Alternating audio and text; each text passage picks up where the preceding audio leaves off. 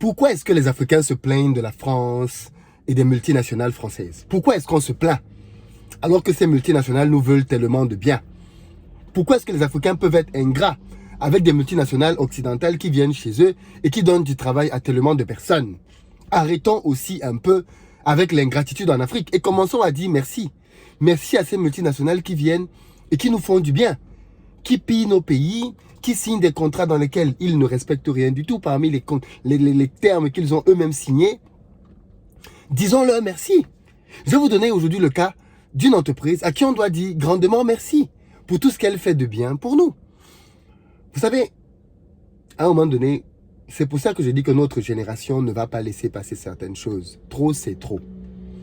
Le président français, et je veux vraiment que cette vidéo lui parvienne, a réuni des jeunes à Montpellier, il y a de cela 2 ans, qui l'ont confronté aux aberrations de la France-Afrique, en lui disant qu'on n'en voulait plus. On se rappelle tous de l'image de la jeune Burkinabé qui disait que la marmite était sale. Et que tant que cette marmite serait aussi sale, nous on ne mangerait plus dedans.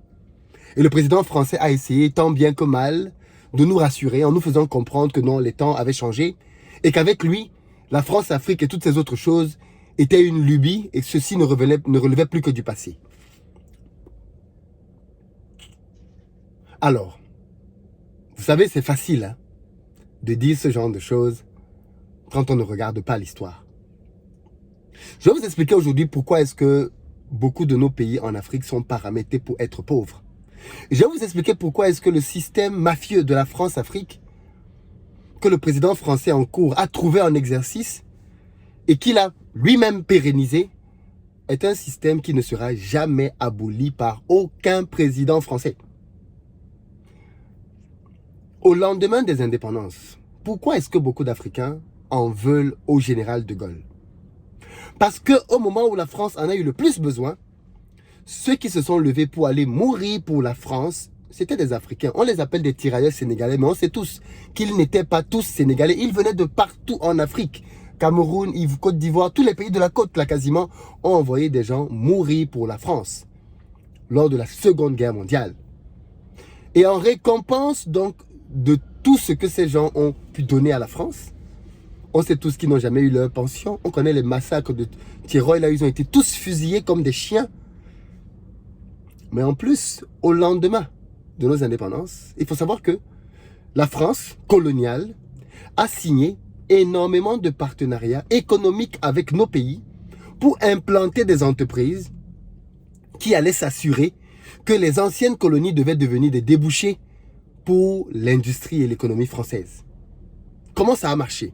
Très simplement, on s'est arrangé pour que les pays africains ne créent pas d'entreprises elles-mêmes, mais que ce soit des entreprises qui appartiennent à la France, qui soient créées pour maîtriser des secteurs stratégiques de l'économie, de telle sorte que les Africains qui restaient là devaient simplement être des consommateurs. Aussi simple que ça, c'était ça la stratégie. Du coup, vous allez vous rendre compte que des domaines comme les brasseries, dans nos pays, jusqu'aujourd'hui, regardez bien, allez regarder, Solibra, Brasserie du Cameroun, ainsi de suite.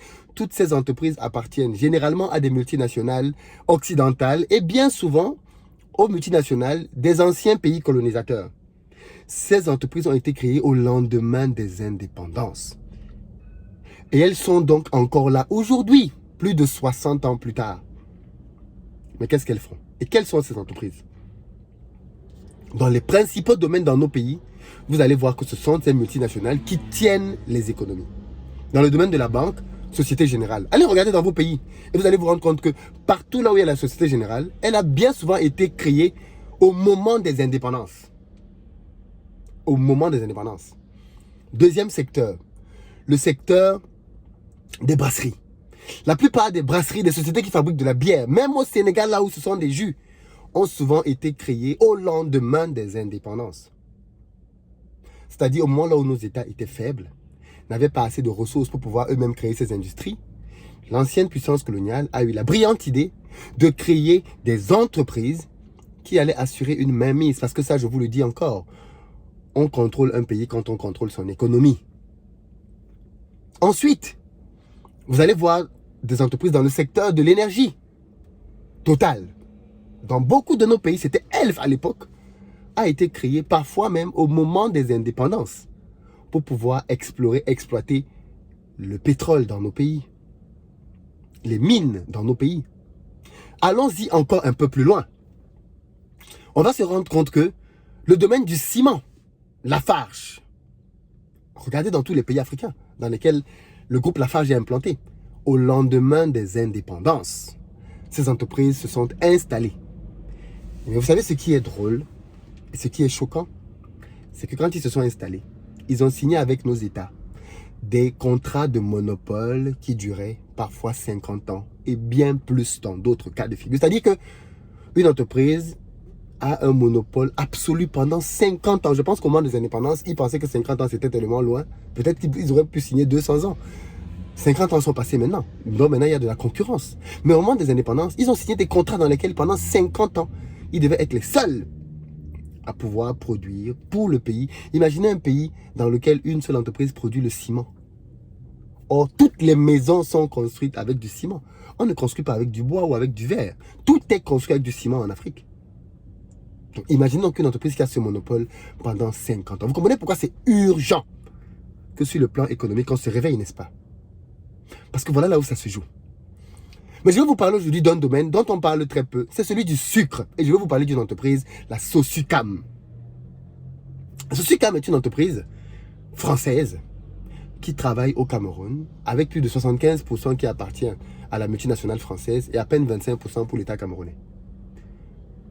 Voilà une entreprise qui n'a cessé de faire du chantage au fil des années à l'État camerounais. Dès qu'il y a un petit problème, chantage, on va fermer. Parce qu'ils savent bien que s'ils ferment, déjà, première chose, la Sosucam est le troisième employeur du Cameroun, avec plus de 10 000 salariés. Voilà pourquoi est-ce que je vous le dis encore. C'est ceux qui détiennent l'économie, qui dirigent le politique.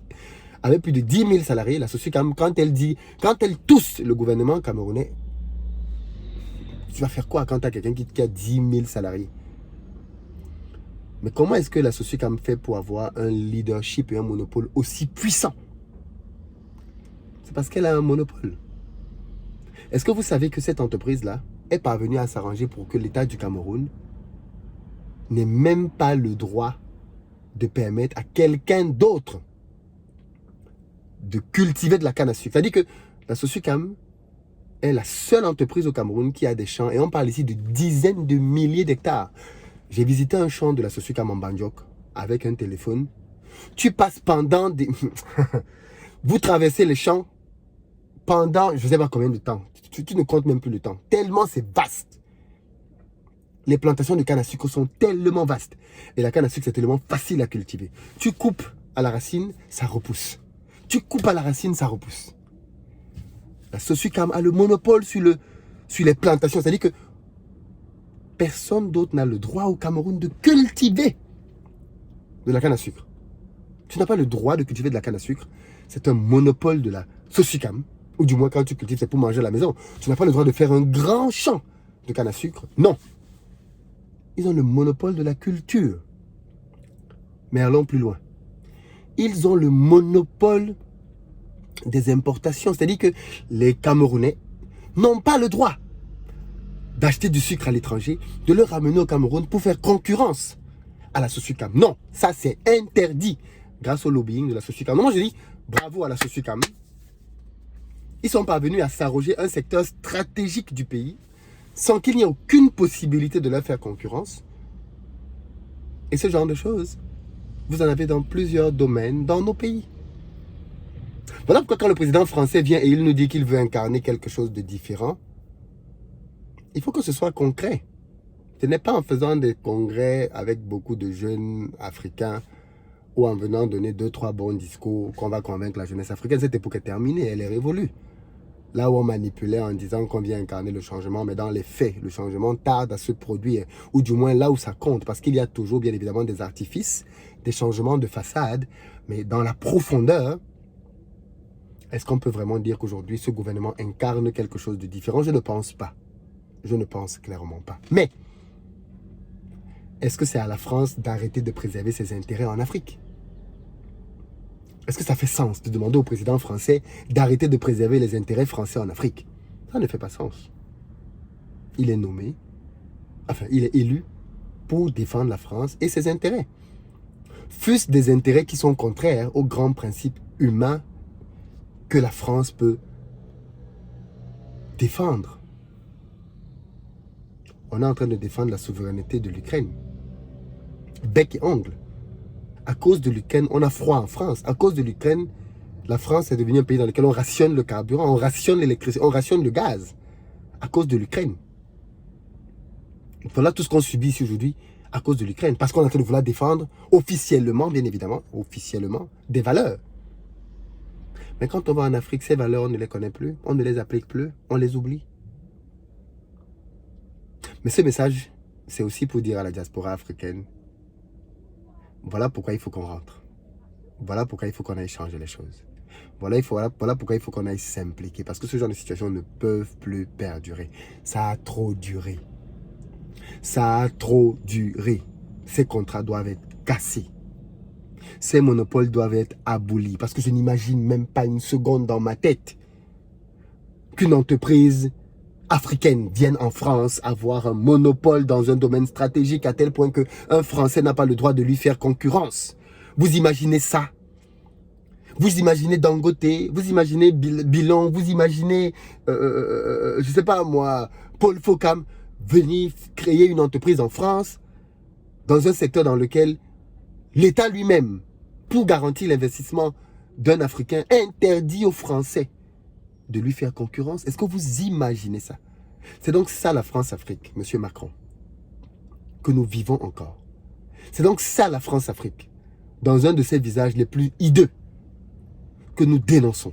C'est donc ça la France-Afrique, monsieur le président de la République française, avec laquelle nous disons stop.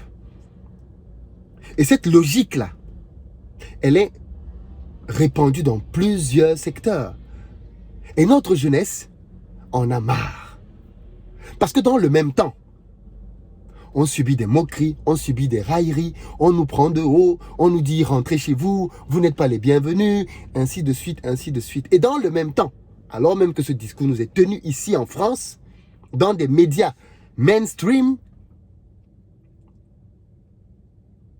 par derrière, des entreprises françaises font en Afrique ce qu'il est impensable d'imaginer une seconde en France, en Allemagne, aux États-Unis, en Angleterre. Et ce temps, il est révolu. En tout cas, nous n'en voulons plus. Nous ne voulons donc plus de cette manière de fonctionner. Nous ne voulons plus de ces deals. Nous ne voulons plus de ce type de process. On n'en veut plus. Notre jeunesse dit non. Avec ses moyens, avec ses armes. Mais comme je le dis tout le temps ici, la contestation sur les réseaux sociaux ne suffira pas. Il faudra aller plus loin. Il faudra aller toucher là où ça fait mal. S'impliquer nous-mêmes pour incarner le changement nécessaire. Mais dans tous les cas, la lutte économique est lancée. Et nous avons de notre côté beaucoup d'armes. Beaucoup d'armes. Donc les amis, prenez très au sérieux cette histoire d'entrepreneuriat et de Back to Africa. Prenez ça très au sérieux. Parce qu'il y a de vrais enjeux là-dedans. Dans les prochains jours, je vous parlerai davantage de ce sujet. Parce que je pense qu'il est important que nous soyons édifiés sur l'impact que nos investissements en Afrique vont avoir.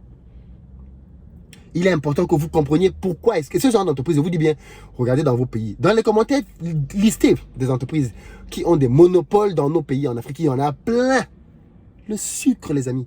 Je ne suis même pas entré dans les détails, le nombre de fois que la Sociécam met... J'ai l'impression que le directeur général de Sociécam se lève un matin, s'il est fâché, il envoie un message au gouvernement et il met la pression, il fait un chantage. Mais il maîtrise tout. Comment on s'en sort? Comment on s'en sort? Alors bien évidemment, ce message s'adresse aussi à nos autorités, à nos dirigeants. Je sais que ce n'est pas facile, que ça demande beaucoup de courage, qu'il y a énormément de pression. Mais si vous avez accepté d'être dirigeant, c'est que vous avez estimé que vous aviez les épaules à la hauteur du combat et à la hauteur des attentes. Et je sais que plusieurs ministres et chefs d'État suivent des vidéos de cette chaîne et suivent ce qu'on dit ici. Donc partagez-leur celle-ci. Parce qu'elle leur est particulièrement adressée. C'est de ce courage dont notre génération a besoin. Il ne s'agit pas ici d'aller dans quelque chose, je sais pas moi, d'aller faire un affront à un partenaire, non. Mais simplement d'établir des conditions qui font que en Afrique, on ait des alternatives locales. Et que l'Afrique cesse d'être une débouchée pour des anciennes puissances coloniales. Mais que l'Afrique devienne un endroit dans lequel des Africains peuvent travailler, créer de la richesse, enrichir leur pays et créer eux-mêmes des alternatives. Et c'est de ça qu'il s'agit, c'est de ça qu'il est question. Du moins, c'est ce que je voulais partager dans cette vidéo. Dites-moi ce que vous en pensez, c'est un point qui me paraît ultra important à aborder. Et comme je le dis, dans les prochains jours, on en parlera davantage. Et vous allez voir des absurdités. Je vais vous parler de choses qui vont vous choquer profondément, mais qui ont encore lieu dans nos pays actuellement. Actuellement. Et il faut que ça change. Et il faut que ça change. Je vous attends dans les commentaires, partagez la vidéo et qu'elle soit virale. À demain.